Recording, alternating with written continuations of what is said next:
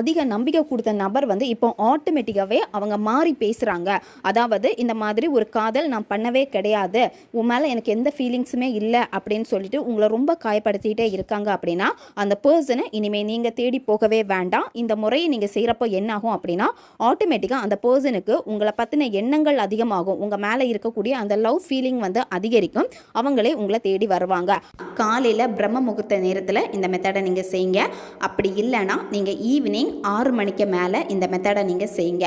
6 மணிலேருந்து நீங்கள் 9 மணி இந்த இடைப்பட்ட நேரத்துக்குள்ளாடி நீங்கள் செஞ்சு முடிக்கணும். இந்த மெத்தடில் உங்களுக்கு தேவைப்படுறது ஒரு ஸ்டார் பூ தேவைப்படும். ஸ்டார் பூனா அன்னாசி பூ. அது ஒரு பச்சை கற்பூரம் தேவைப்படும். பச்சை கற்பூரம் வந்து கொஞ்சமாக ஒரு பீஸ் வந்து எடுத்து வச்சுக்கோ. இடது உள்ளங்கையில் அந்த நபருடைய பேரை வந்து நீங்கள் எழுதுங்க.